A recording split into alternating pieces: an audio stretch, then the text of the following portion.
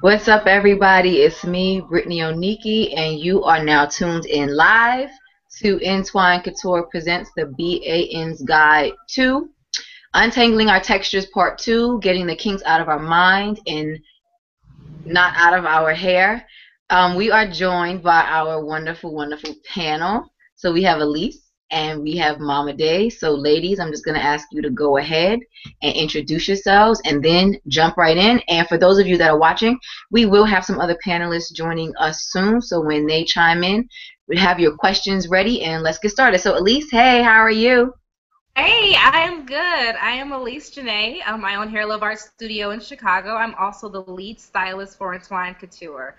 So I hope we have a wonderful night. I think we're going to go into some very interesting topics. Agreed. And Mama Day, how are you tonight? I'm good. I'm good. How are you ladies doing? Good, Well, good. my name's Stacy, aka Mama Day. I'm a YouTube blogger and I've been natural 4 years and I'm excited to get down to the dirty talk. Let's get down to the business, down to the bone tonight so we can get everything together. Get it all out. All right, so let's do it. So the first thing that I think I want to talk about, my heart is a little heavy. I'm a little sad. I'll tell you guys a story of what happened to me today. I was walking with my students at the Boys and Girls Club. We were walking in a predominantly black neighborhood. There was a dog chained to a tree.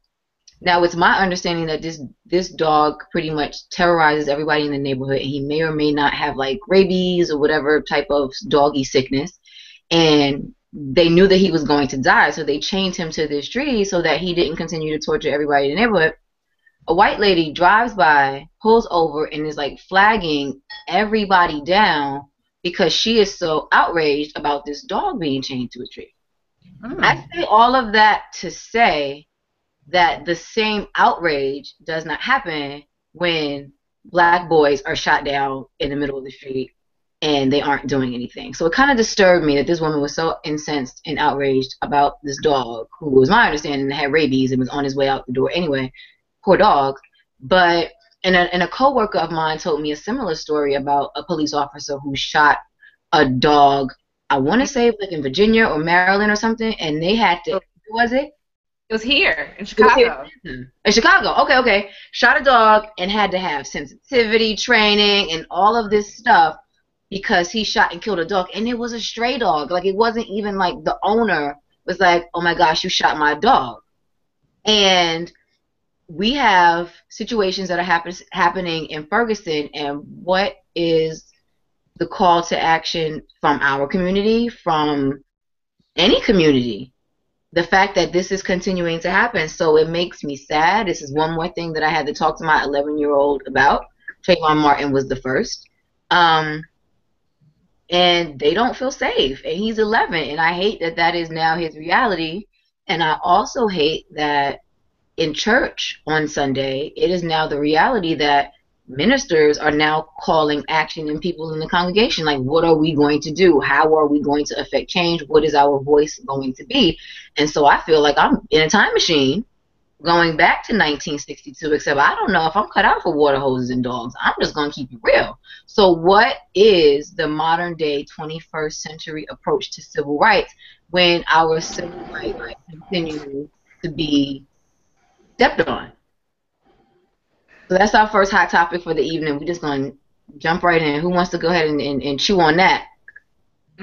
Well, I'll start. I have a 2.5-year-old little boy, and I look at him when he sleeps, and I just worry about him. I know he's going to be tall, I know he's going to be handsome, and I know he's going to be very, very smart.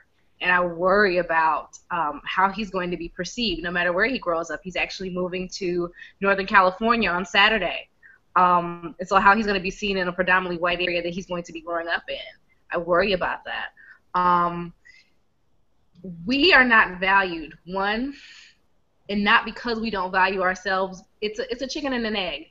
We know what started it, but the history of our country is not being taught in our schools to probably the last 3 generations. So people who don't understand where their privilege comes from, who don't understand where the security comes from, their ability to walk the streets safely and feel protected by police, and feel justified in thinking that a black body is a danger, is a criminal. They're not even understanding where that thought process is coming from. It's just intrinsic and it's natural. So that's why we're getting a lot of these reactions that people in Ferguson are overreacting. I think this is a very appropriate reaction. It's been a simmering pot of rage, I believe, from the things that we're starting to hear about what's been happening in that community and what's been happening all over the country. So I'm very glad right now that people are standing up for just being able to be out in their communities, to be able to exercise their constitutional right to assemble and to protest what's going on there. And I'm also very glad that there are actual people on the ground that are reporting what's really going on, because corporate media right now is not reporting what's really truly happening on that ground. And I think that there's people coming in that are agitating the situation to incite something, not incite anything positive and not incite any change, but to just incite crazy. So we've all got to be very vigilant about what's happening there, because it can always happen where we are. I agree. And Imani, thank you for joining us. So a tribe called Curl is with us. Can you hear me? Absolutely. All right, so just go ahead and jump in and introduce yourselves, and then obviously we're talking about Ferguson and the Mike Brown case. So go ahead and introduce yourself to the panel, and then you can go ahead and add your thoughts. Sure. Hello, everyone. My name is Imani Dawson. I'm the founder and editor-in-chief of TribeCallCurl.com. And I've been really moved by what happened, just because I also have a son, and police brutality has been going on for as long as I can remember in my lifetime, and I fear for what will happen for boys even his age. My son is 16 months, but no one is really safe. I mean, it feels like every generation has to battle against the negative perceptions of both black men and black women. And I've been thinking about this natural hair community that we've sort of amassed, and the 30 million people who have declared themselves naturals, and how we can leverage the community that we've created to rally for other things like social justice or economic freedom.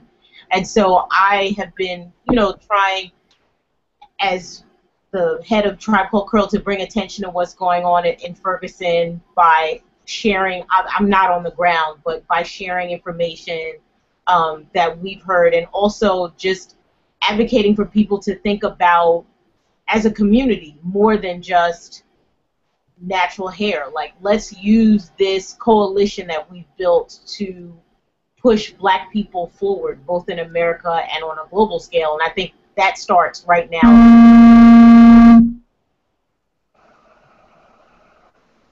Everybody hear me? Yes. Okay, don't know what that was. So, Mama Day, what are your comments on this case? And then I think I'm going to ask this question, and I'm going to let you comment, because Imani just brought something up. So, if we could leverage the numbers that we have in the natural hair community for social change and economic freedom, how would we agree on the way to go about it? How would we rally what the actual cause is? Number one, because I think the black community right now is so fragmented, and just by that I mean that everybody's situation is not the same. So how do we then decide what is the end goal? And two, we're still having conversations about 4A and 3C hair. I'm just saying. So I think that when I came up with the subtitle, Are We Our Worst Enemy?, I really, really was thinking about it, because I think the other thing in the Mike Brown situation that upset me, and again, coming from the neighborhood where I work in here in Atlanta, it's pretty much black in inner city, and I hate that word, but black people shoot black people every day over there, and the community knows who did what, and nobody says anything. But as soon as it's a white person, or as soon as it's an officer, everybody wants to be NWA, and then it's F the police, and then it's I hate the pigs, and then it's all of this stuff. But nobody says anything when we don't value ourselves. And so in my head, I'm wondering, are we our own worst enemy? So that could be the next thing that we kind of talk about, and how would we all get together? Because I think, and I had this this conversation with some coworkers. In the civil rights movement, we were all at the back of the bus.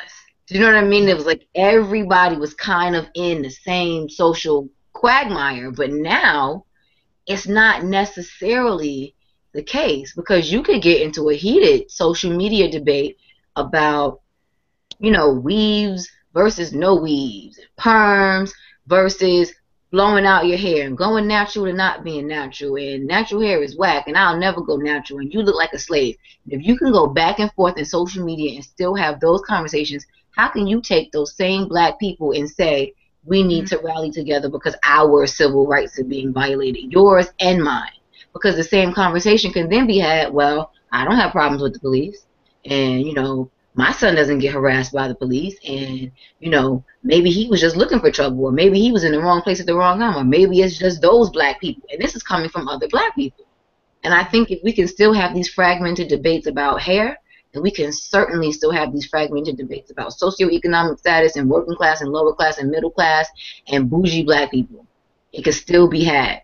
So, I would love to think that we could have a foothold as a natural hair community to make change, but I kind of just wonder, is it really doable? And I'm just throwing a question out there. I'm not saying that it's not, but what would it look like? Because we are really still debating weaves and natural hair. We are, like, all day. So can we really put all of that aside to have, a legitimate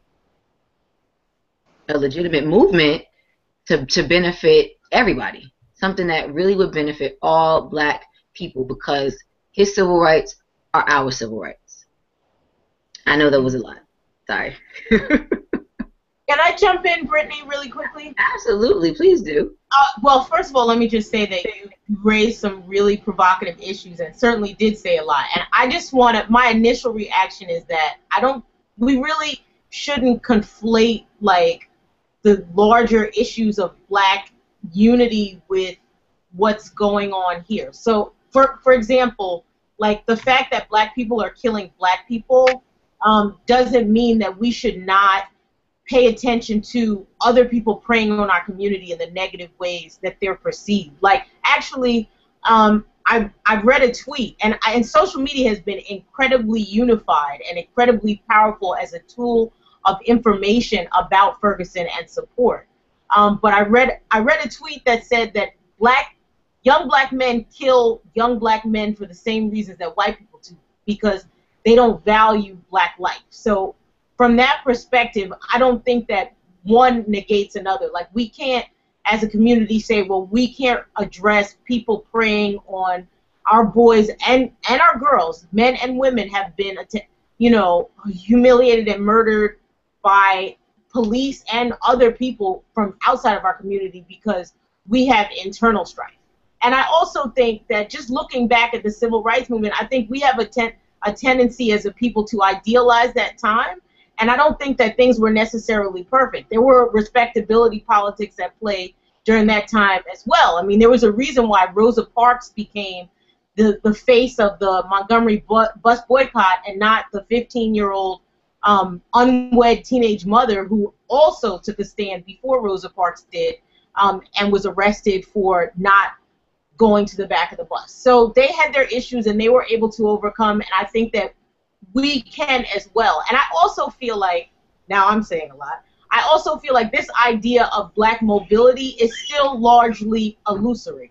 I mean, I actually wrote about this on Tribe Called Curl. Like, yes, we've done better than, maybe our grandparents did, but we still lag behind when it comes to all the important factors. So there's still a ways to go. And just because there's like an Oprah or a Diddy or Beyonce and Jay-Z doesn't mean the rest of us are living large.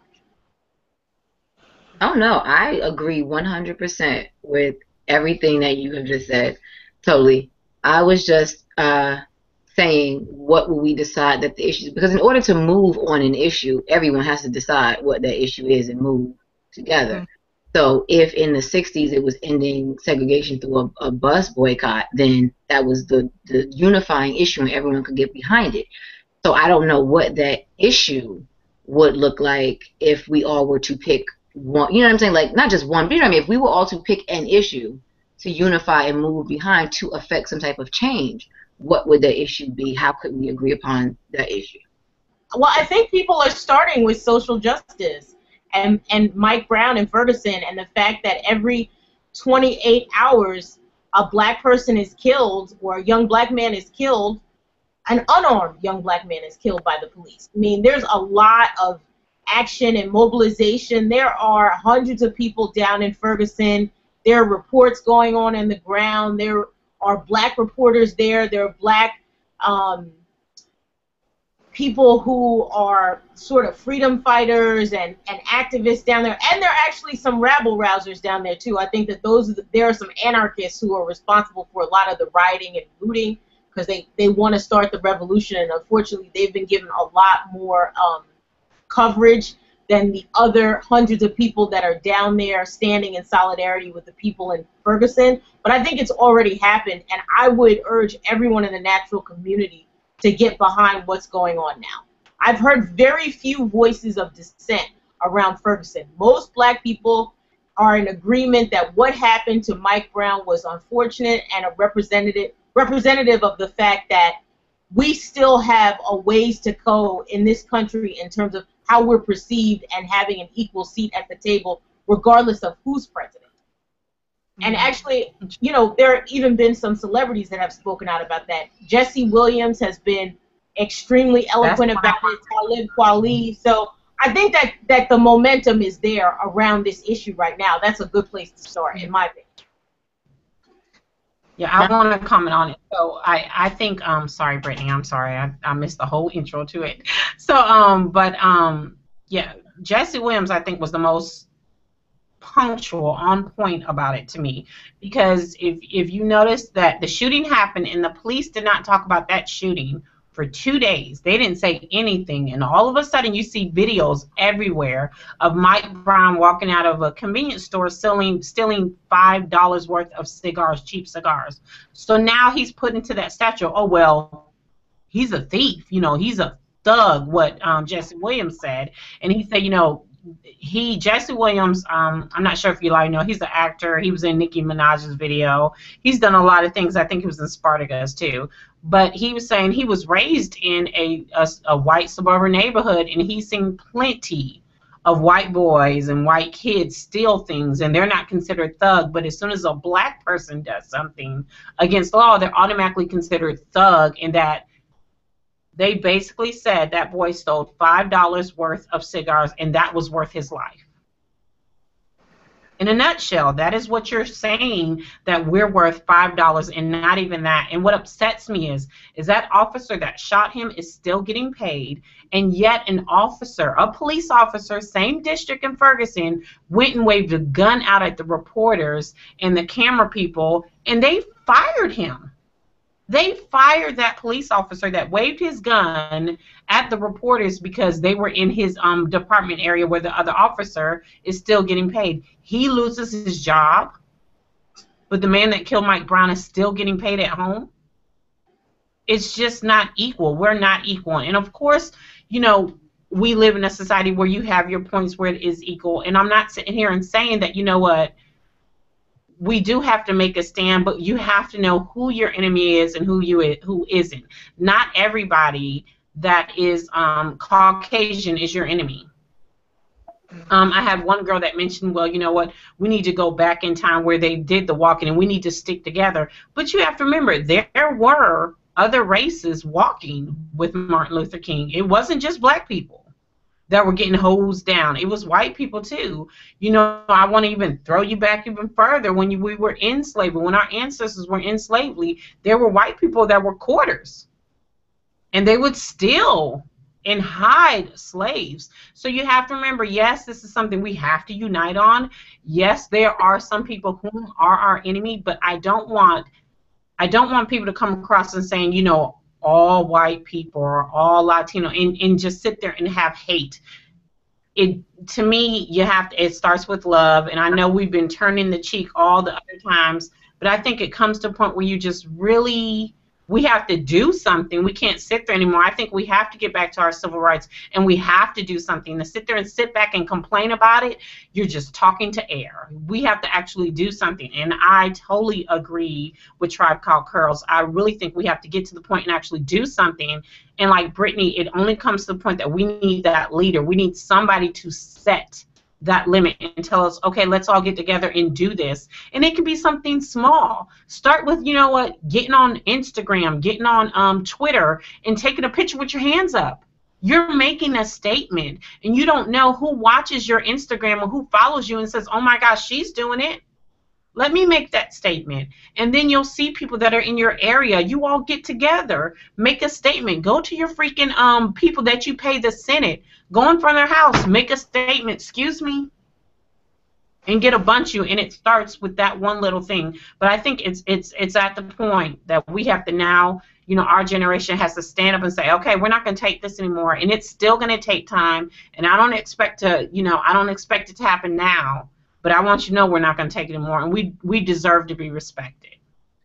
What has to happen though is we have to start respecting Black lives ourselves. I actually live in Chicago, and I'm leaving Chicago at the end of the month.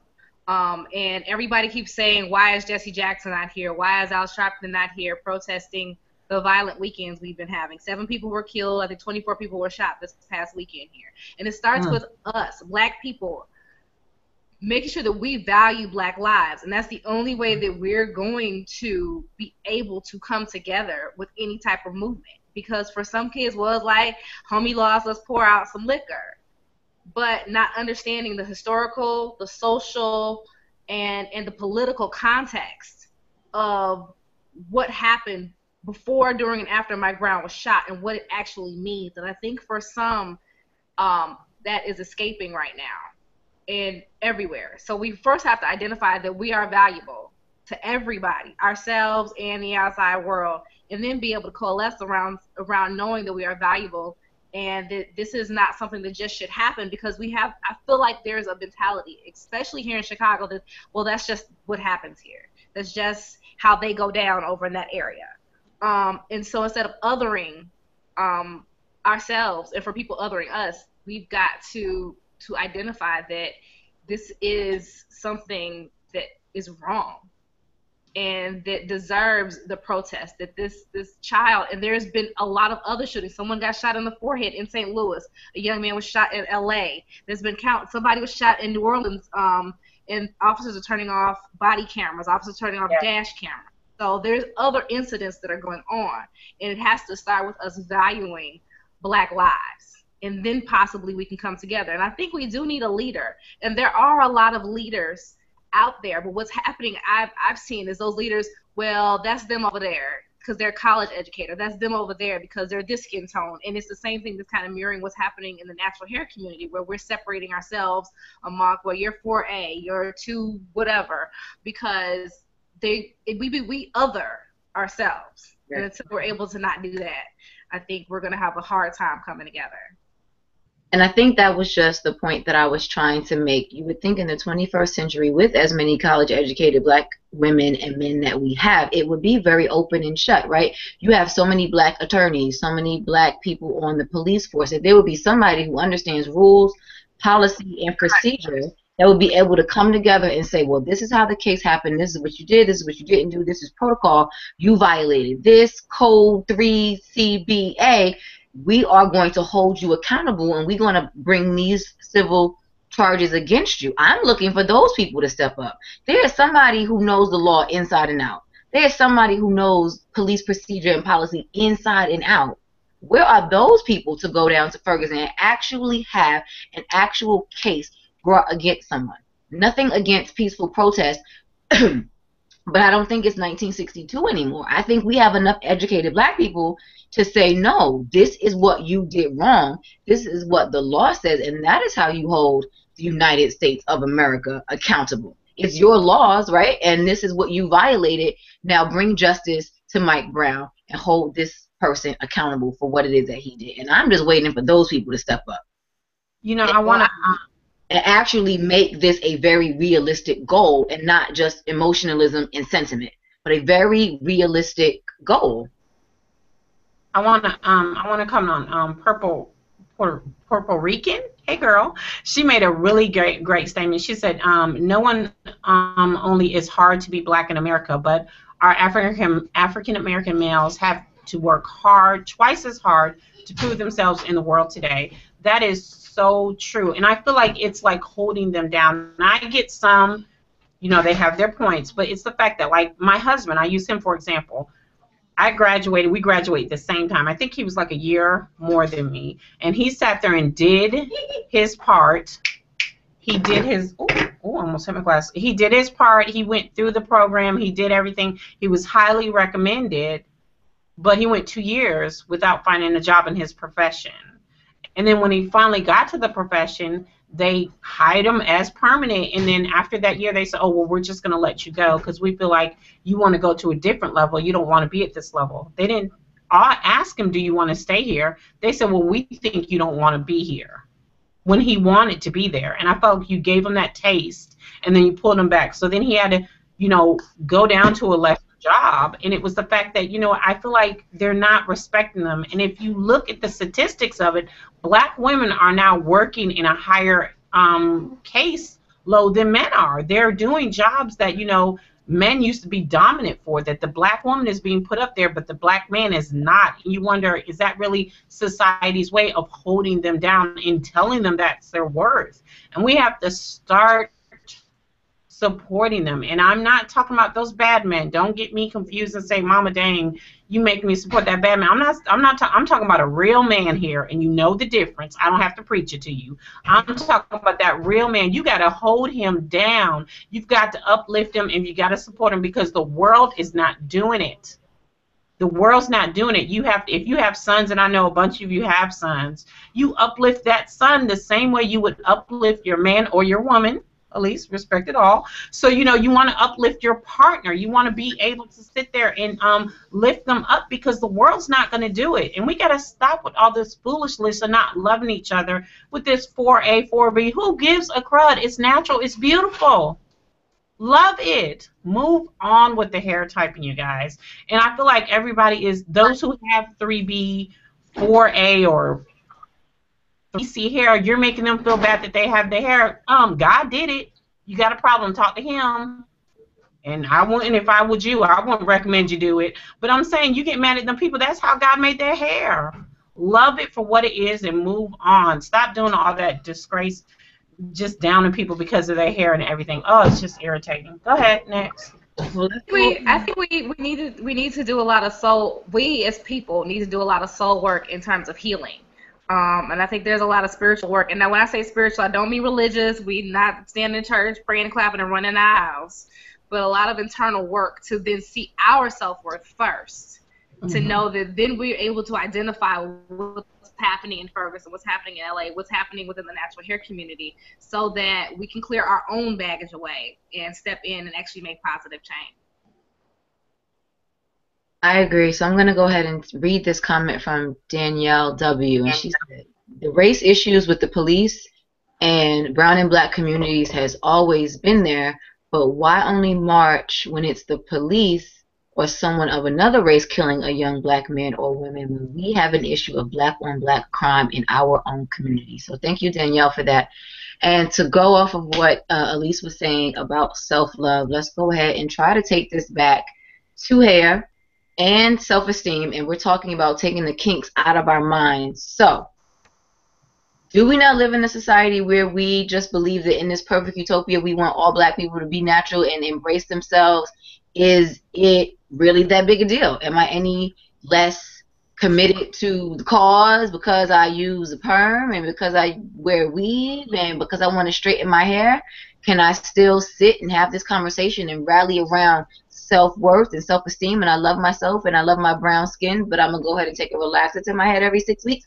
Can I still be a part of you guys' movement if I wear a perm? What do you guys think first about that? Because to talk about self-esteem, a lot of people tie still having a relaxer to somewhere deep down inside you don't love yourself.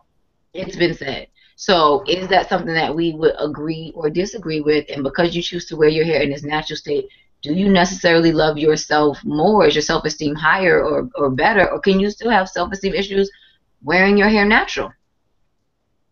I have to say, I didn't relax my hair because I didn't love it. I was lazy. It was easier to manage relaxed versus natural. Like even though now I'm natural now, I know I don't wish to relax it ever again. And I have to honestly say that when I did finally go natural, I got a huge boost of confidence because it was a teary eye moment. Like when I saw myself, I was like, wow, I'm in God's image. This is exactly how God made me, and I'm absolutely beautiful. And I think a lot of naturals do that if they transition a big cut and they see that curl, they see their hair, and they're just like, oh my gosh, you do follow that stereotype that, you don't think it'll be beautiful, and then when it finally is beautiful, you see it, you're like, I'm really beautiful. This is nice. But I won't say that I relaxed my hair.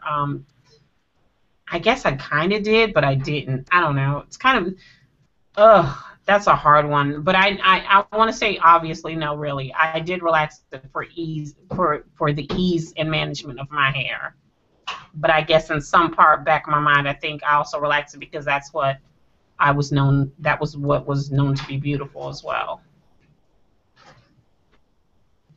Brittany, Well, hey. Iman, Okay, so I really think that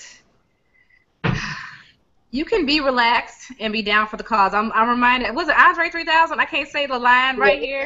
it's an Outkast lyric. I couldn't quote it either verbatim, but it's an Outkast lyric. I don't think hair has anything to do with what's going on in here, what's going on here. I've been natural. I did my first big chop in 2003, long time ago, before there was YouTube, before there was forums, and I did it because I was hot. And I did a Caesar cut. I was like, oh, I look good with short hair. And it wasn't so much a confidence boost as it was like, yeah, I don't have to do my hair anymore. And so I've been addicted to short hair since then. So yes, it makes me feel beautiful. I feel beautiful, but I think that for me has nothing to do with hair. Although my reason for getting a relaxer was because somebody who was your stereotypical light skin, long, wavy hair called me a nappy headed bee in front of the entire school. So I think that's the experiences that we tend to have, that we start to question our own beauty. Because up until then, I was like, I had braids and my hair was thick and my hair was beautiful and it had no breakage. So I thought I was fine.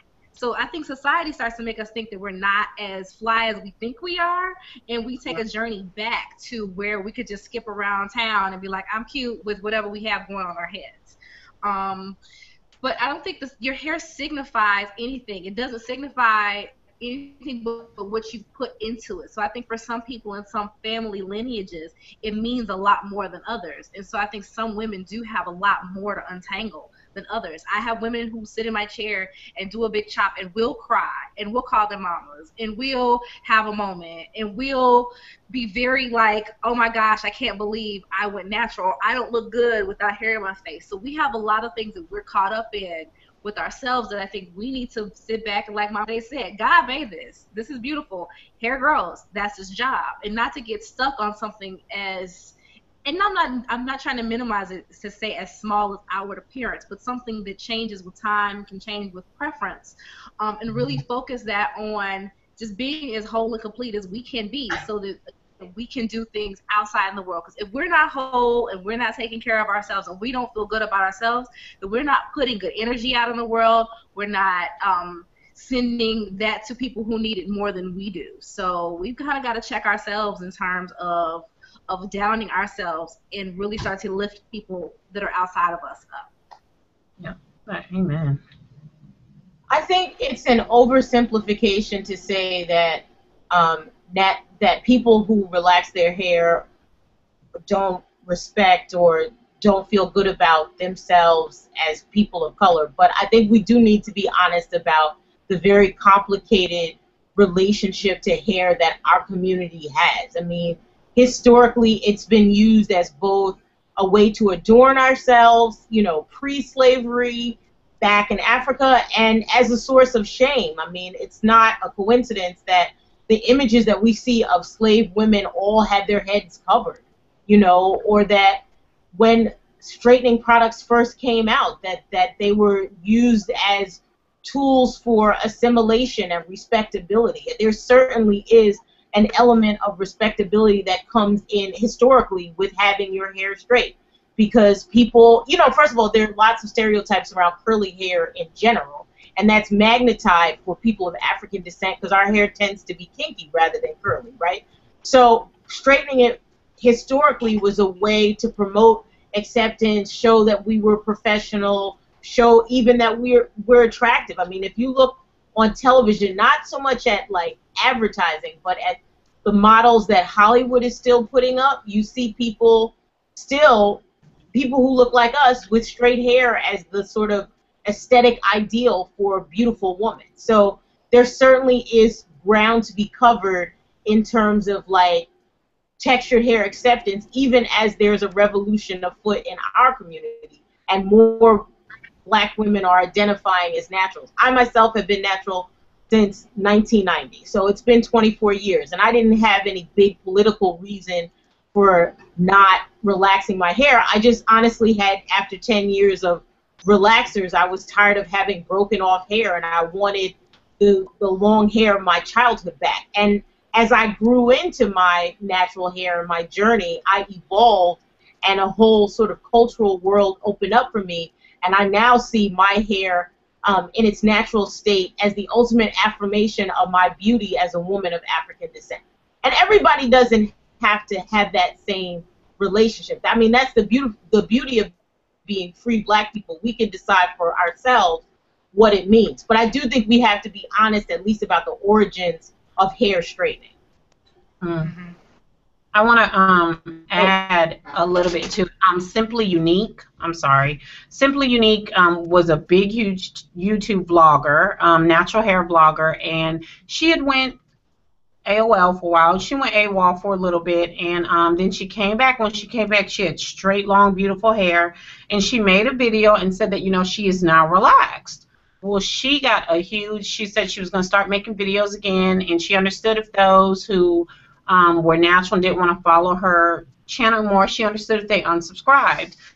Me, I am a follower of hers. I did not unsubscribe to her because, one, she's a sister first. She's a sister first. And I felt like I was going to support my sister regardless if she was relaxed or natural, whether she wore weave or wigs. I have natural friends that wear wigs and weave, and even to some part of the community, that's not even natural. You know what? You don't control that person. That is not your person. Worry about the hair on your head, and don't do too much of judging people because of hair. And then she decides to do the big chop, and so she cut all her relaxer off. Well, then the natural hair community got mad at her because they were like, well, why'd you even relax it in the first place? It's her hair.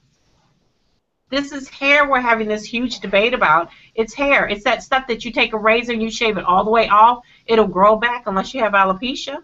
It's going to grow back. It's hair. Do you think, though, I'm not a YouTuber, do you think as a YouTuber maybe you open yourself up to that just a little bit because you are letting people into, your journey, your products, your bathroom, your kitchen, wherever you film, and people kind of feel this connection to you in a way, so when you do that, you disappoint people and then they kind of get that backlash? It's just a question. I do, because I think, it's a great point, because I think a lot of people, I think mahogany knots, and African expert who were naturals that had long, beautiful hair, and they both decided to cut their hair. I think African expert did a taper cut. She was still relaxed, still natural, but she took all that hair, and I think it came down here and went and taper cutted it, and she had a huge, big backlash about it. Same thing with mahogany knots. She started out with it tapered, and then she said, well, let me get it shorter, and then she went and buzz cutted it, cut the whole thing off. And everybody was like, oh, my gosh, they were stuck on the hair. Mm-hmm. But it's hair, people. Yeah. Mike Brown is dying on the street. Cop police are killing him, and y'all are dying, having a seizure, heart attack over something that's going to grow back. And I get the fact that you looked at that, but let's be honest, I was looking at mahogany knots, and my hair was not as long as hers. You know what I'm saying? And she still does hairstyles on a child. Let's be honest, we were all googly eyeing her hair, but you know what? Take a picture, it lasts longer. It's hair. Think first. Stop thinking, oh, you're following her because of her hair. Think more positively that you are following her because she's a black sister trying to make it out here in this world, and you want to support her. Get priorities straight. That's what I'm trying to push out there with that. Mama Day, you are preaching. But can we have real talk about hair and texture and how there's still seemingly a preference for certain textures in our community? Like, I mean, clearly there are lots of issues that we have to overcome as a community when it comes to hair. And I think your perspective about it just being hair is where we all need to get to. But it's going to take a little while, especially when, you know, women with kinky textured hair are still fighting for representation. Well, here's the thing that I'm seeing in terms of my business is even when companies slash salons slash whoever is representing the curly community and natural community, the natural community is shows just like the black child with the white doll, black doll preference, the community itself is responding to the curly and not the kinky. I can show the same haircut on Instagram on 2 different textures, and I'm going to let you know 100% of the time that curly hair texture is going to get a whole lot of likes, and the kinky texture might get a few, especially for people looking for something that is identifiable to their hair. But curly sells, and the main goal of any company, black owned, white owned, whatever, is to sell. That is the nature of business. So they're going to put out what sells. So until the natural hair community truly desires, and shows up in full representation, just as in voting, just as in any other aspect of life, you got to show up to be represented. You got to demand to be represented. You've got to make your voice heard in order for that to come to you, because it has to be a sound for business, especially. It has to be a sound business decision. And for politics, if we were hearing the voter turnout in Ferguson was 12% of the black population, 6%. Of course the structure, the political structure of Ferguson is not going to care about black people, because black people are not forcing them to make themselves be heard. And just to say to piggyback what you're saying, Mama Day, I'm a natural hairstylist. My specialty is natural hair. I don't do any relaxed hair. But I'll tell you, sometimes I would like a relaxer because I see a cute, fabulous cut on Instagram, and I'm like, I could go rock that for 6 weeks, but I know that there's going to be backlash on my business end. And again, since I run a business, my goal is making money. And if it was just about the hair, someone would see the skill level, someone would see the customer service versus is her hair natural or not, but that's not someplace where we're at necessarily in our community yet. Well, first of all, can I just say that in order for people to demand representation, they need to feel like they deserve to be represented. And there are still a lot of people harboring negative feelings about kinky hair, whether it's on their head or someone else's. And so, I mean, clearly, I've seen the same thing on Instagram, on Tribe Called Curls Instagram. People vote with their likes. And curly-haired, and we really make an effort to mix it up and really showcase a range. And curly-haired girls get more likes. So what does that say about us? Well, what does it say? Let's ask the question. What do you guys think that means? Do you think that there is a stigma associated with natural hair, and by that I mean kinkier hair, afro hair, picked out hair, hair that does not have product in it? Do you think that that type of hair is more closely associated with slave hair, and hair that is curlier, looser, bouncer, that's just kind of prettier, more assimilated type hair? And I asked that question for this reason. So Mama Day sent me a picture of Tanika Ray. If you guys know who she is, she used to be a on-air personality on Extra, and it was her picture, and it said that men love natural hair if it looks like this, but not if it looks like this. And the hair, the person underneath her picture, it was a fro, but it was picked out. There was no product in it. There was no, mousse gel wave. There was nothing in it. I got several comments. That's the picture there, if you can see it. And I got several comments. Focus in, Mama Day, hold your laptop up and focus more on the bottom picture. Like that. So there were several comments that said her hair is dry, it's dehydrated, she needs a steam, she needs this, and she needs that.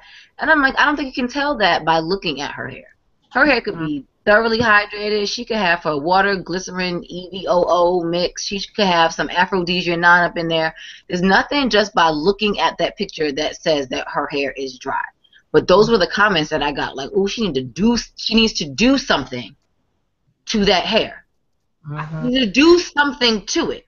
And I've had those moments where I went around family and I had my fro and I did not put, shout out to Antoine Couture. There was no creme jelly styler. There was no creme de la mode. I probably put some aphrodisiac on and zhuzhed my fingers through it because it was short like Elise's.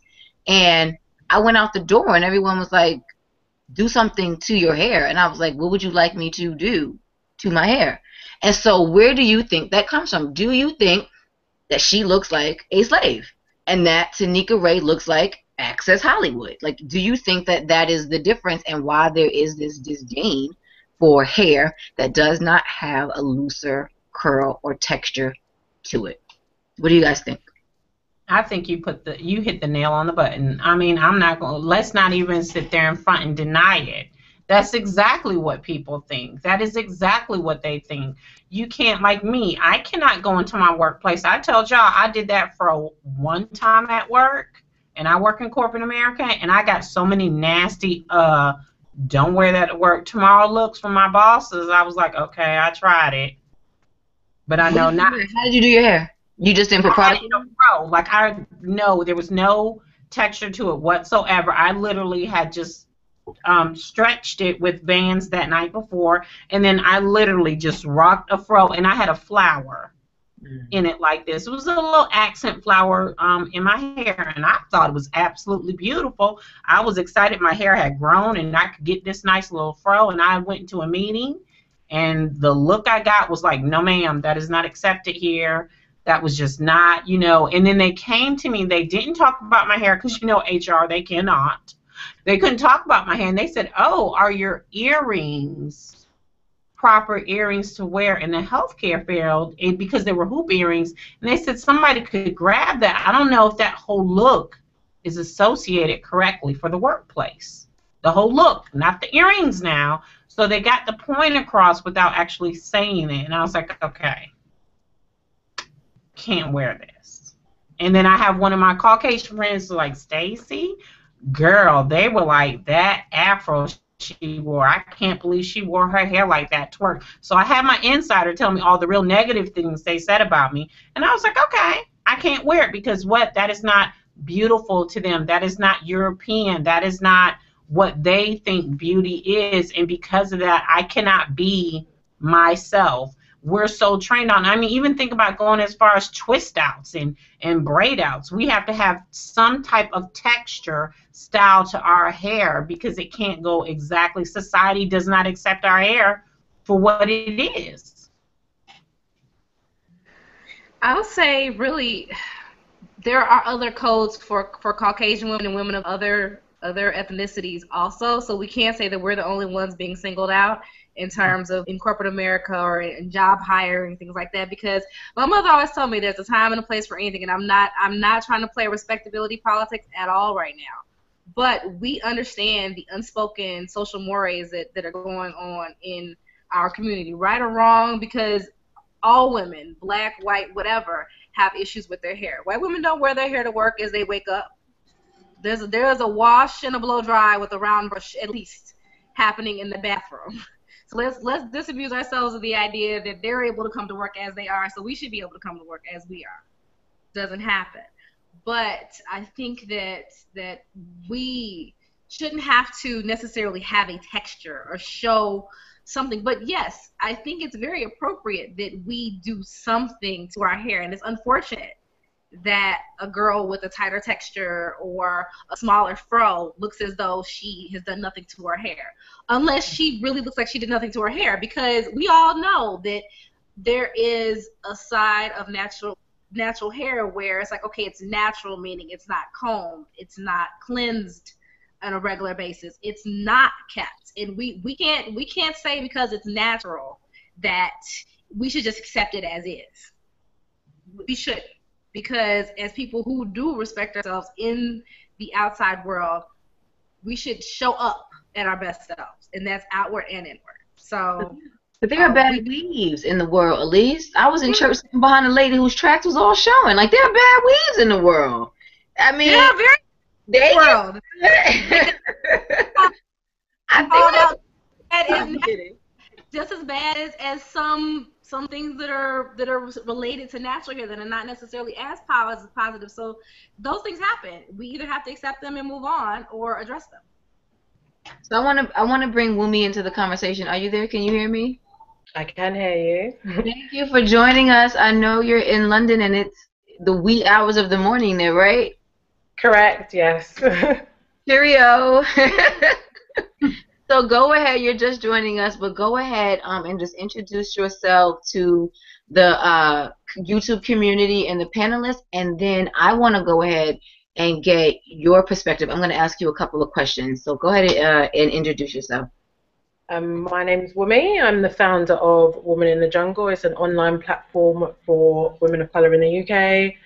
Yeah. Okay, so can I ask you what is your nationality? Where were you born, or where were your parents born? I was born in the UK. My parents were born in Nigeria. Okay. Do you have a connection to Nigeria? Have you visited? Do you go frequently? Yes. Okay. I identify as Nigerian first before I identify with being British or black. I identify with being Nigerian. My culture is very strong, and that is something that is quite prevalent within my friend circle, as well as my immediate family and extended family as well. So yeah, definitely I have a really strong connection to Nigeria. Good. So I don't know a lot about Nigerian history in terms of civil rights and politics, but in terms of hair, what is the position on natural hair? We just made a comment about 5 minutes ago about hair that has had product put in it, maybe a twist out, a braid out, some type of texture and curl, being more assimilated, Hollywood, if you will, prettier, more acceptable, and a woman who just has a tight afro. Maybe it's moisturized, it's very well taken care of, it's combed out, but there's no texture to it, and that hair looks like slave hair. What is the position in Nigeria in terms of just natural hair in its natural state, with or without texture? What are some things that you've heard or experienced as a Nigerian woman in terms of hair? Well, in Nigeria, they definitely do have the aspiration to a westernized look. So, they do wear the weaves and relax their hair. And for someone that doesn't relax their hair and does want to keep their hair natural, sometimes it's seen as maybe they're having issues within their life. And that's one question that I did get a lot when I did go natural and went back to visit family at home. The first thing that they would ask is, "Are you okay? Like, what's happening? Is something wrong?" I think it's also seen as a sign of kind of being wealthy, to have that long Brazilian weave or have your hair straightened, and having your hair in its natural state isn't really pleasing. Although I will say that having gone back last year, that there are a lot more women that want to wear their hair natural, and it definitely is inspiration by seeing people wearing it. So someone that may not have even considered going natural, by seeing somebody else natural there, would be like, oh, I might actually want to try that. But it really isn't. The movement there is very small currently. They definitely are really into the long Brazilian weaves, the straight hair, and that's seen as what is actually visually pleasing. And what is it like in the UK in terms of a natural hair community? Is it a big community there? Do you feel like you have to be more online and through social media to reach out to other black women with natural hair, or do you have a similar movement within the area where you live? Yeah, in the UK, the natural hair movement is definitely big. I would say that it is, well, what I've viewed, it's quite comparable to the movement in the US. So, a lot of women are actually going natural now. I'm seeing more and more of it day by day. There's just so much interest for information on hair care, information on products, and it's something that's just growing so big. But yeah, definitely, there's more women that are wanting to switch from wearing their hair relaxed to natural, a lot more women.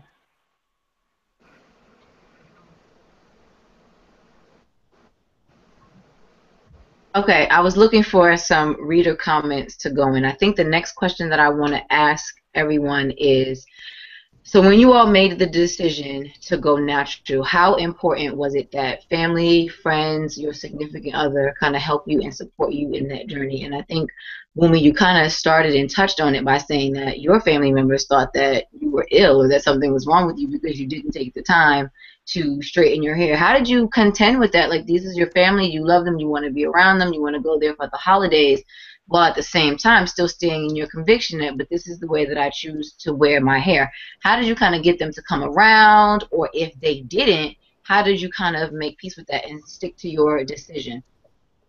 Well, I think one thing about going natural is that you really need to be doing it for yourself. And so whatever anybody else says about it, it really just does not matter. And that's why I always do say to people, if you're going to go natural, you need to be doing it for the right reasons. Why are you doing it?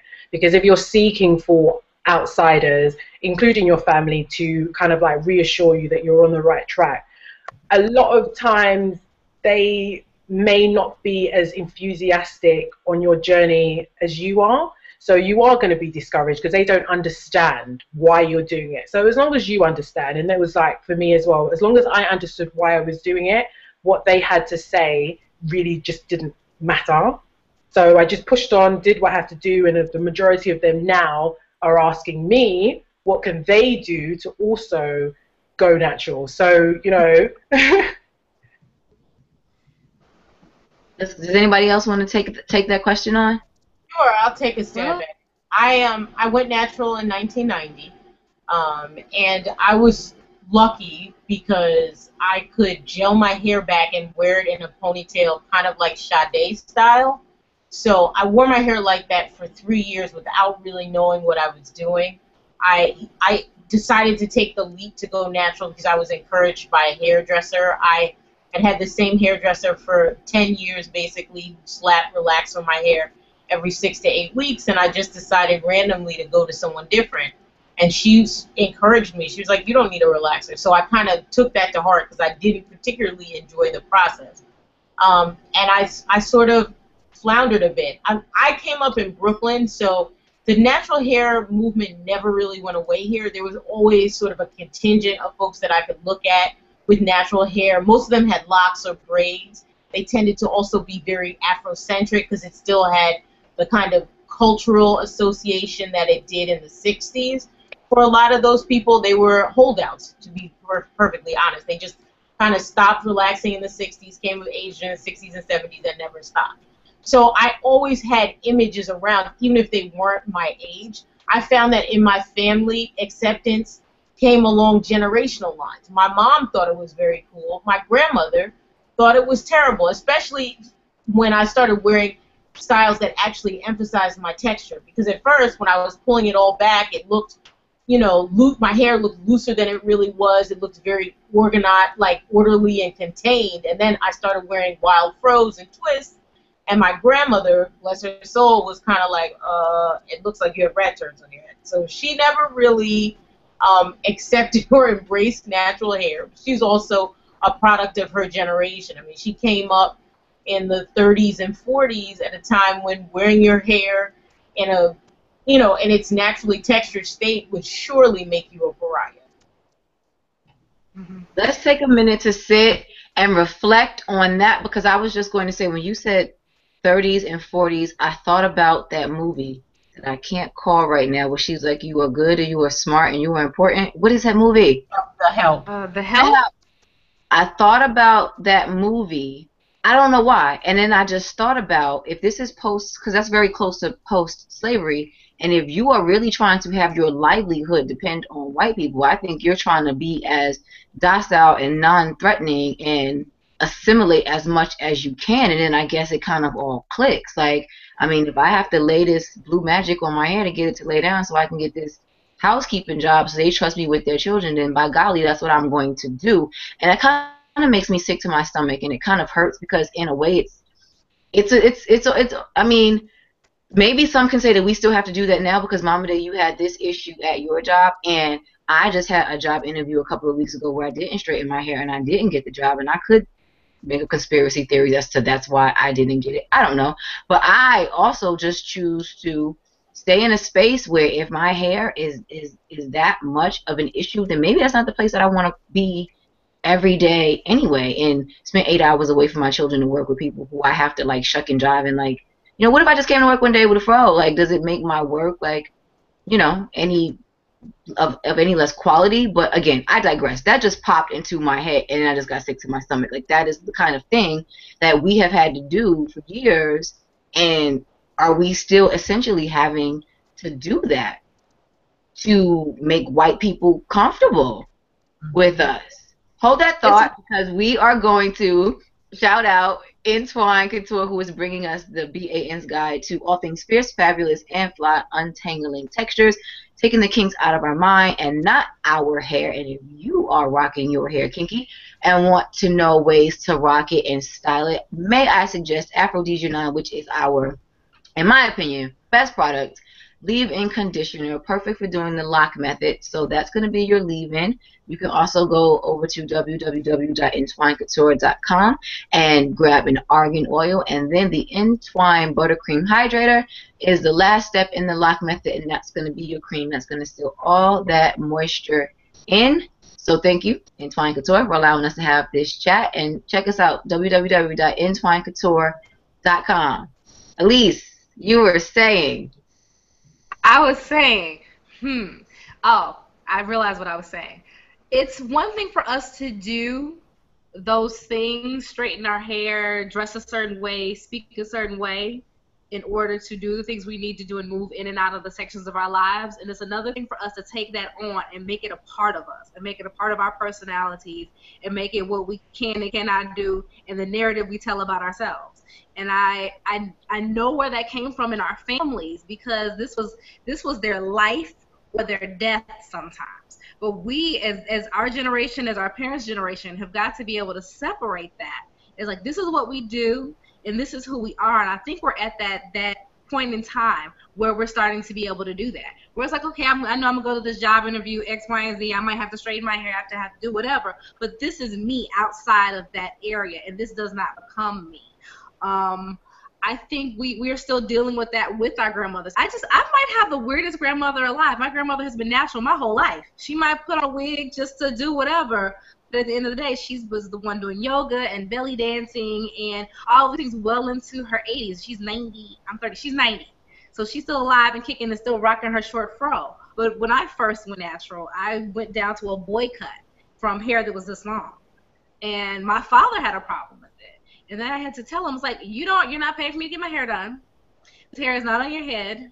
This is not going to prevent me from getting a girlfriend, which at the woman I was dating at the time was already natural. So it was not an issue in terms of relationally. So I think sometimes it's how you rock it, how you present it for yourself is going to determine who you attract and what you attract. If you're self-conscious about, oh, well, my hair is too kinky, or it has to be this way, or it has to be that way, I think that type of energy manifests in our outer life.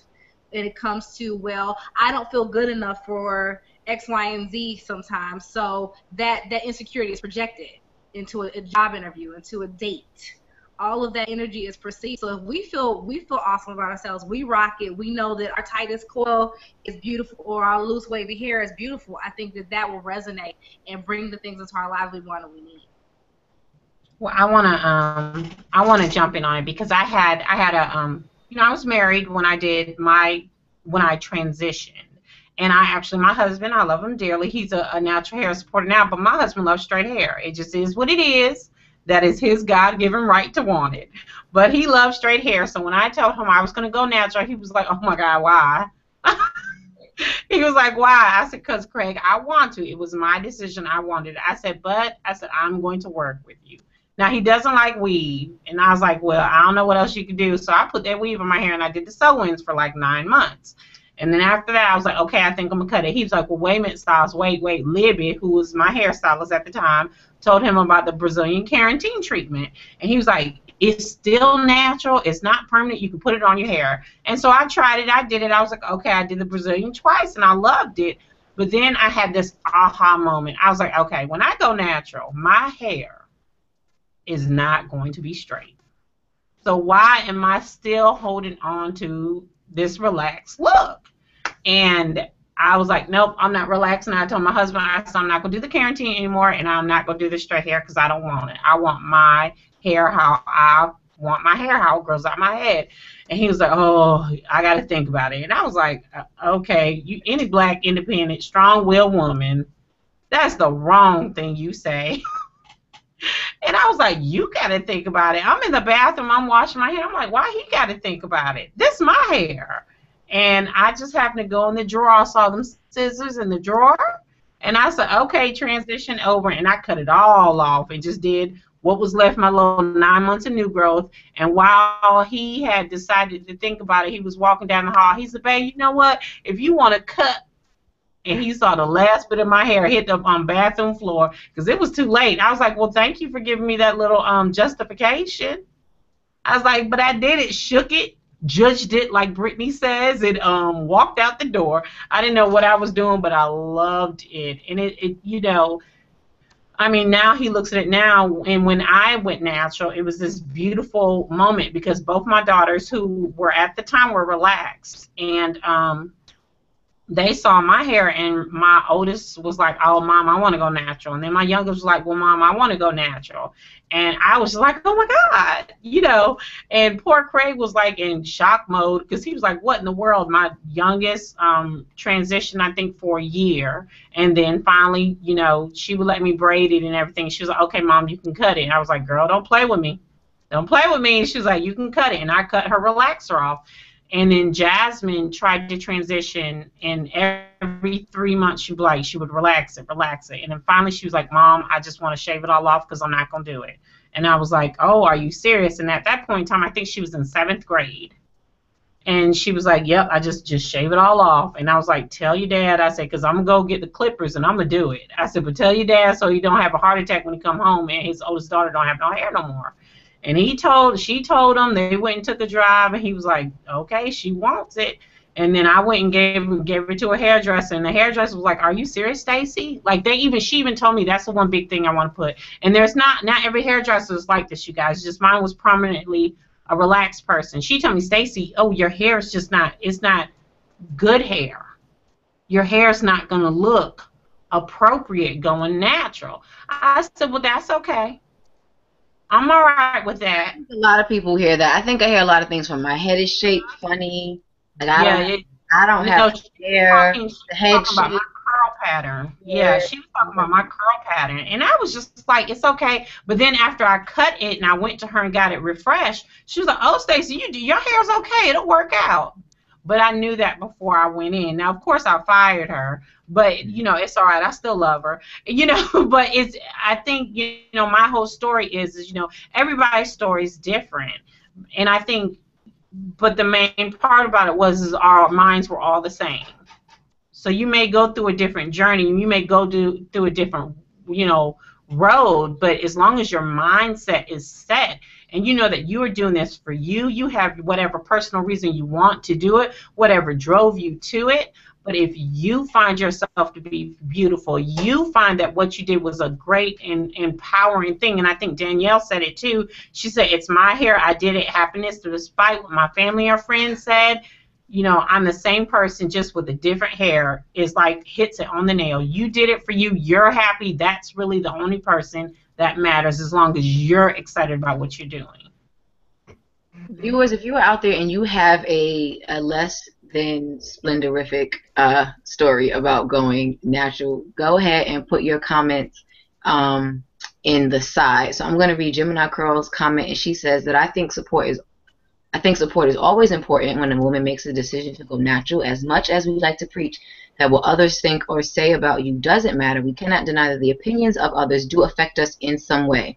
And Shanika would like to say that I thought it was very important for my fiance to support me on this journey. One, because I respect his opinion on how I look, and two, because this is a hard journey, and having a supportive spouse or significant other is very helpful when you feel like you are about to revert back to the creamy crack. So does anybody out there have a story of less than supportive friends or family when you were going natural? Was it all like skipping down the field of braids and shea butter? Like everybody was like power to the people? So I'll give you guys my story. I'll tell you guys my story, and we'll go back to this issue of childhood and what your childhood memories were like, because that was also one of the questions that we were going to talk about. I didn't ask for a relaxer. We were leaving church one day, and somebody made a comment to my mother about my hair, and I think I had just started junior high school, so that's maybe 7th or 8th grade, so I was like 11 or 12, and somebody said, "Ooh, Betty, isn't it time to put a perm in that girl's hair?" Because apparently Afro puffs were cute up to 6th grade. And then because I'm going to middle school now, I need a relaxer. So my mom, and again, to this day, we have issues because she decides that she's going to put the perm in my hair.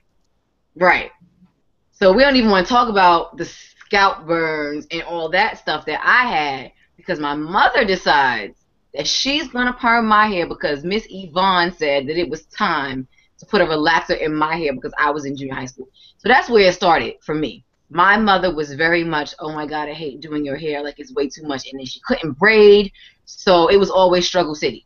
And I was like, well, why don't you just learn how to do hair? Like it was struggle city. So she permed my hair, needless to say, it all fell out. I mean, my hair was thick like it is now, but gave it a good year, not even like 9 months, and my hair was thin and breaking because she didn't know what she was doing.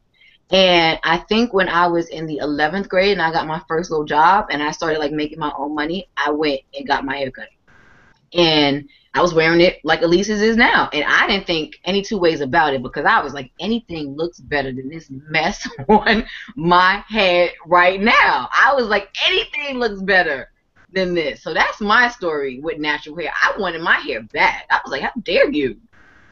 To hell with you and Miss Yvonne. But anyway, I digress. That's my introduction to perms, and now I'm back in my natural state. And I still get the looks when I don't two-strand twist it, and I kind of just do a wash and go with just conditioner, right? Like I don't take the time to shingle product through all the time, but sometimes I'll get a little, curl pattern with the conditioner left in it. It's not as much as when I do a creme jelly styler or the lock method, but it's enough for me.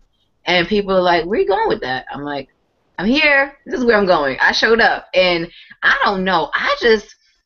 Maybe I'm just a strange bird. Like, those people bother me way more than I think my hair bothers them. Like, I'm like, you're bothering me right now. Like, are you serious? Like, this is my hair. Like, I know what kind of person I am. Like, I know what I'm about. I know what's in my heart. I know what kind of mother I am. And if we are still having these conversations about hair, like seriously, I am over it. Like I'm so over it, and it's like I feel like I can't be over it because everybody's not over it with me. So I'm just the only one that's like it's just hair. But there are so many people where it's not just hair that I still feel pulled into like defending it or talking about it or like all these things, and I really just wish it would go away. But it's not just going to go away. But that is my initiation into the land of PCJ. Because it was a PCJ perm. Like, I remember the moment vividly. It was a PCJ. I think there are a lot of us who... I think everybody's first might have been a PCJ, because I know mine was. I actually did not have a PCJ. Mine was a precise perm. So I was getting the adult stuff from 5 years old. And I think a lot of the women that I know got relaxers because their moms made the decision a generation ago before we had information about the health ramifications of relaxers and before we saw Chris Rock put a Coke can in a vat of sodium hydroxide and watch it dissolve and then think about, the resulting impact on our heads. It was just sort of the thing to do. Of course, mothers want their children to be accepted. They want them to feel good about themselves. They want them to feel pretty. And they were taught, and, I think they in turn taught us, that in order to be accepted and to be attractive and to look your best, your hair needed to be straight because that was the paradigm at the time.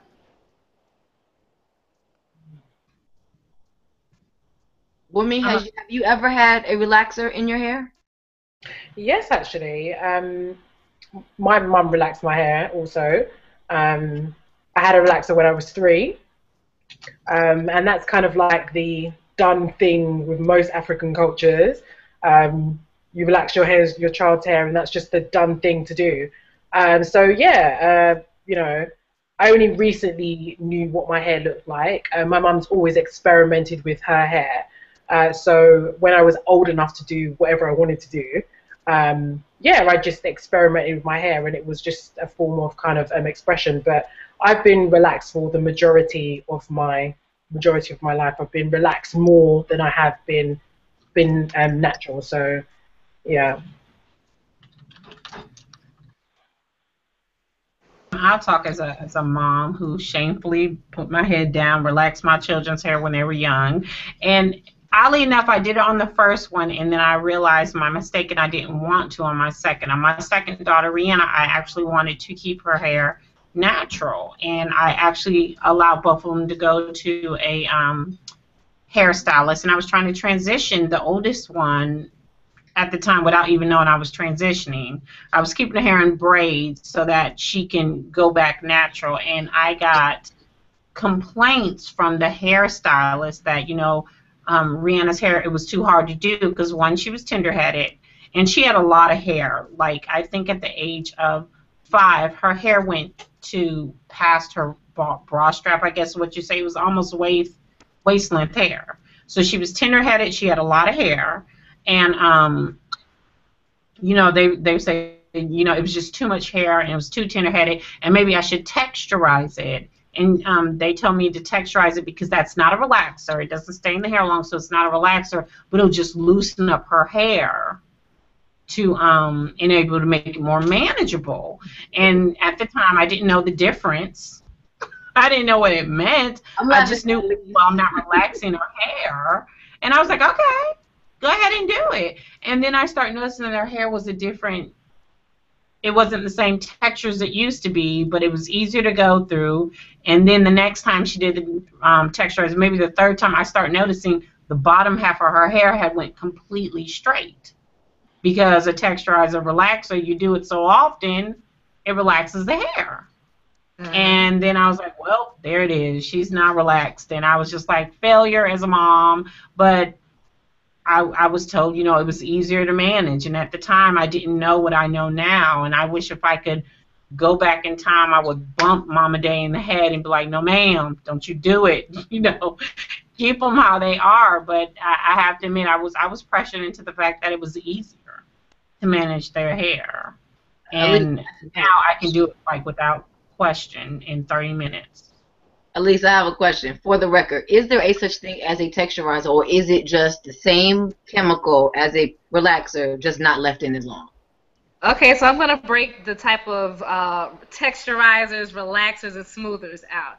So most texturizers and relaxers have the same ingredient, either sodium hydroxide, calcium hydroxide, or guanidine hydroxide. There's a few that have lithium hydroxide, but I'm not sure which brands because that's actually very rare.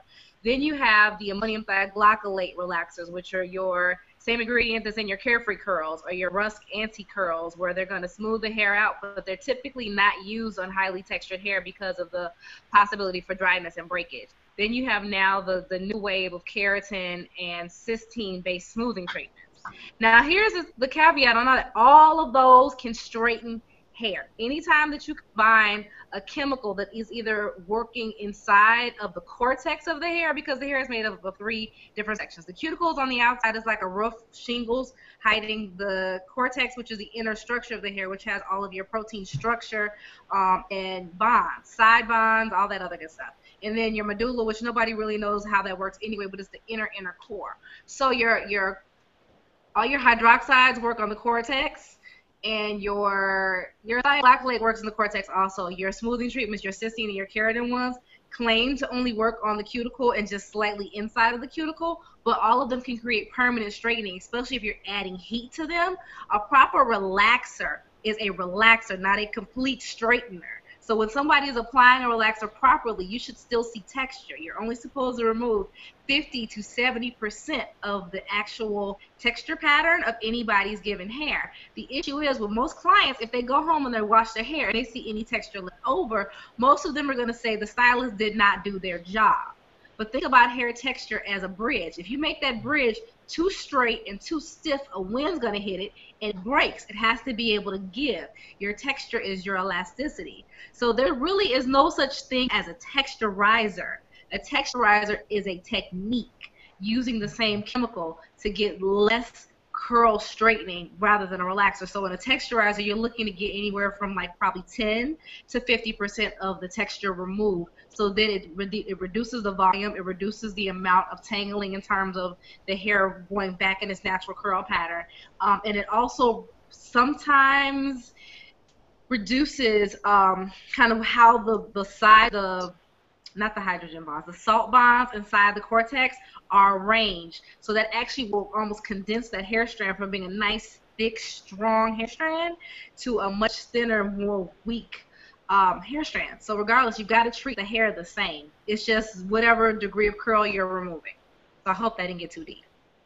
You heard it here. Where have you heard that broken down and explained with such clarity, except for here on Entwine Couture, the BAN's Guide, by our very own and beloved Elise J? Because I actually thought they were two different things. Like, I thought there was a texturizer and then there was a relaxer. So yeah, I didn't know it was the same product, but just done differently. One thing sometimes with a texturizer, think about it, it's the same chemical, but it might, and I'm not a cosmetic chemist, you might have to talk to one for that, it might be a lesser concentration of that same chemical in the product, depending upon the product brand. Can I ask a question in regards to, I don't know whether everyone's heard of these texture manageability systems that are now floating around. What's the difference between that and, obviously I know that it's not technically a relaxer, but I know that using heat actually activates whatever chemicals that they use in the leave-in conditioner, all natural products. How does something like that work to keep hair straight for 6 weeks? Or nano smoothing? Is this that? No, there's like quite a few of them now. There's like Beautiful Textures does one, Organic Root Stimulator does one. Everybody's one right now. I think they're like Brazilian keratin treatments, but more affordable. Because I know a Brazilian keratin treatment, it basically you wash your hair like 3 times and strip it completely, and then they put the keratin treatment on, and then they blow dry it on the hair. It stays on your hair, and then for 6 weeks. Now, shockingly enough, now because I've had 2 Brazilian keratin treatments, and my daughter has had 2, Rihanna, and we have different hair textures. Rihanna's Brazilian keratin treatment lasted a whole year on her head. It lasted 6 weeks for me because my hair is a lot tighter and coarser than her hair. She has more finer hair than I do, but it did last longer on hers. But I have to say, it does leave some damage. It does leave some. My curl pattern, I think when my hair started growing in and I'd stopped doing it, I noticed that I did have to chop off the ends of my hair because even with that keratin treatment, I still had the heat damage. And I think it doesn't do justice simply because when you keep it on for 6 weeks, your roots come in. And what are people going to do is if the ends of their hair are straight and their roots are curly, they're going to flat iron the death out of their roots to make it match that 6 weeks of the keratin treatment. Now, I'm not telling people not to do it because you know what? Do you, boo? I will not stop you for trying. I think everybody has to stick their finger in that cookie jar to see if you like it or not. But I'm just saying from my experience, I won't do it again. But that's just my personal preference, and I can't stop Risky because she loves them. Well, Elise, can you go ahead and answer Wumi's question? What did you say they were called? Okay. Texture manageability system. That's it. I have a philosophy of this. I'm actually certified in the Marcia Textera keratin treatment. That's one of the original keratin treatments that came out back when. I've been certified in that for 5 years. I stopped doing them after 6 months. I also perform the Beautiful nail smoothing in the salon. I also have experienced some of the other texture manageability systems. Here's my thought. And I actually used to wear a Beautiful. When my hair was longer and purple and all that, I had a Beautiful at the time. What I'm seeing is that these are and can be permanent straightening systems. There's nothing about texture manageability in any of them. It is a chemical treatment. Now, when the companies say it's not a chemical, in the cosmetology world, a chemical, like a stylist will say a chemical, that means a sodium hydroxide, lithium hydroxide, calcium hydroxide relaxer. It's slang for hydroxide. Saying that, they can either be as temporary or as permanent as the application, the formulation of the product, and the texture of the hair is being put on. Like you said, Mama Day, your daughter has finer hair than yours. So what she probably experienced, especially if you guys receive the same chemical treatment, the same actual formula, and the same heat temperature on the iron that formula was set into the hair, you're going to receive two different results, meaning yours is going to last 6 weeks and hers is going to last a year. She's definitely going to receive more damage because, with keratin treatments, those are typically done at a degree of 450 degrees over and over on that hair strand about 6 to 10 times. So you're exposing that hair strand to extreme levels of heat, one.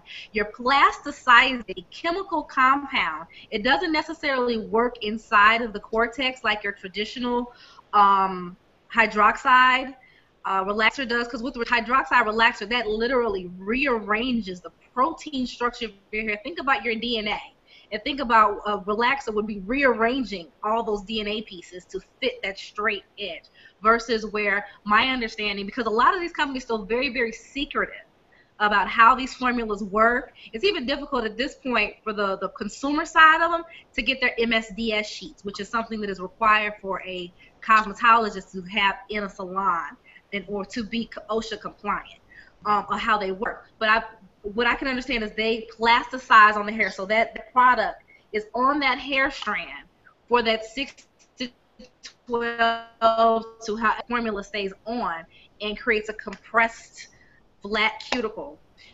I have seen quite a few people come through the salon with permanent damage from those home treatments because the formula was too strong for their particular hair, their heat application was too strong for their particular hair, and the fact that when you're at home and you're flat ironing your own hair, because I'm guilty of it, I do it to myself too, because it's very difficult to go like this and get a smooth pass on a 450 or 350 degree iron. So you're bringing all of these things together to possibly create heat damage, permanent straightening, and for some massive breakage. I could show a picture, and I'm actually probably going to put it on my Instagram, @HairLoveArt, of a young woman who came in after getting a keratin treatment, beautiful natural hair for 3 years, broke off all the hair and had like a tuft there.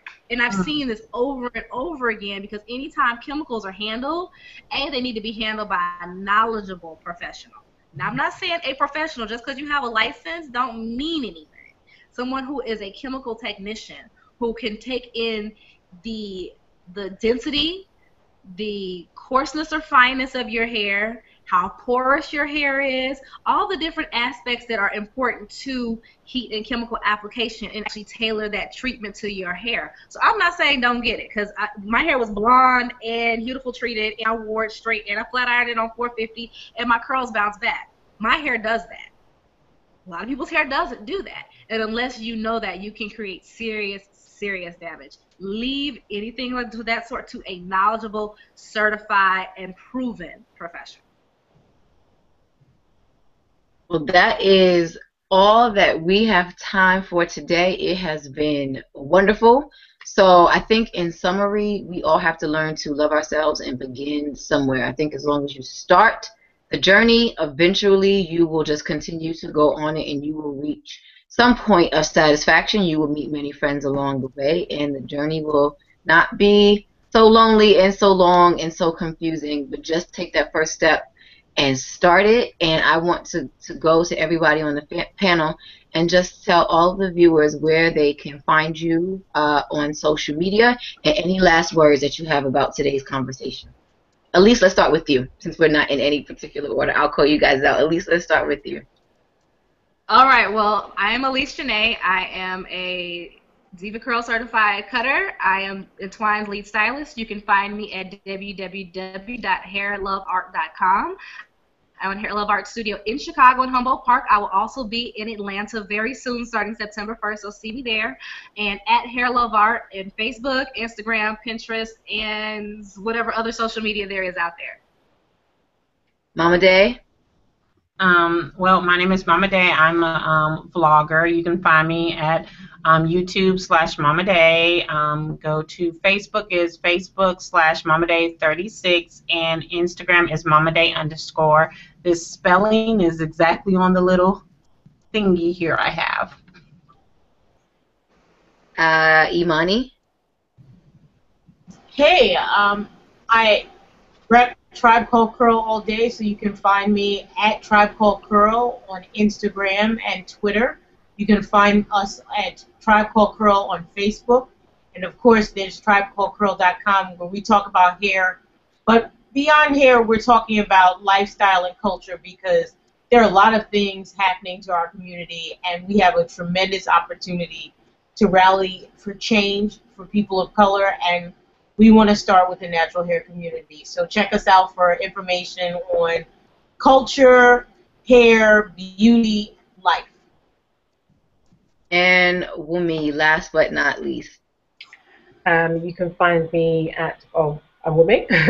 You can find me at Woman in the Jungle on everything, Facebook, Twitter, Instagram, womaninthejungle.com for hair and beauty. That's it.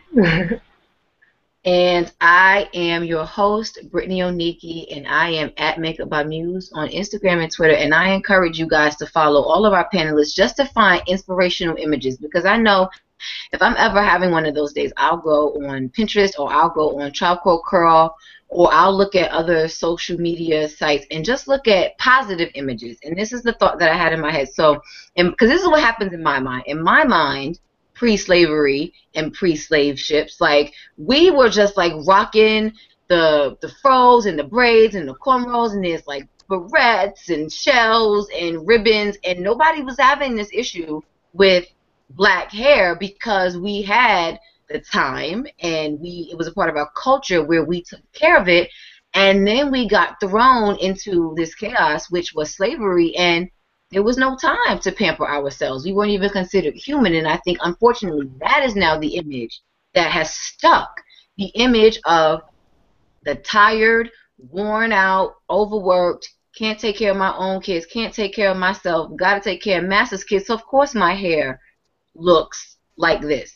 Because if I'm in my native land and I have elders and everybody to help me take care of it, and all of these ceremonies and rituals that surround hair and celebrate it for what it is, where everybody is telling you that it's loved and it's beautiful, and that gets taken away, it's going to turn into something else. And I don't even think they were prepared for what it was going to turn into, because they were thrown into this situation. And so I challenge everybody.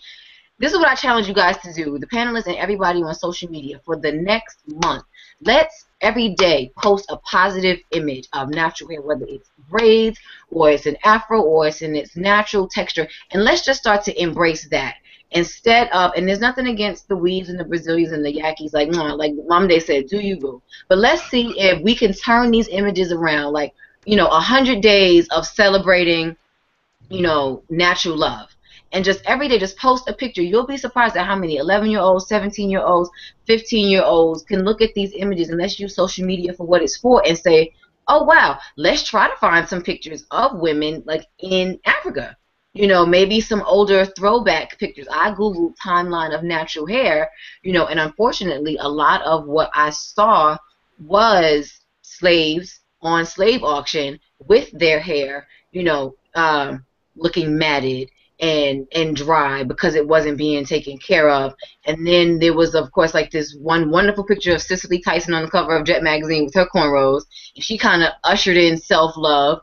And then, like, we go to the 80s, and then it was Whitney Houston, and she was like the Black Barbie, and Janet Jackson, and they ushered in the popularity of the hair weave. So that was kind of like all that I could find in terms of like a timeline. But if we can just kind of dig for some like older images or some images of women in Africa where it's celebrated, where it's actually organic and true to what it may have been like in my imagination. Let's go ahead and find those pictures and try to promote those and see if it does it now, change the image and shift the conversation that, you know, natural hair is not slave hair. Slave hair wasn't even slave hair. It was just an unfortunate situation with lots of unfortunate ramifications. It was such a small period, you know, in a time where we were, you know, a great nation. And let's just see if we can somehow figure out a way to put those images back out, you know, into social media and do that. I have said a whole lot. I go off on these tangents, but this is how I feel in my head. I just feel like, it sucks. Like, it sucks that we are still having these conversations in 2012 and we are still protesting for civil rights and justice in 2012. And my son asked me who Rodney King was because somebody had mentioned it on the news.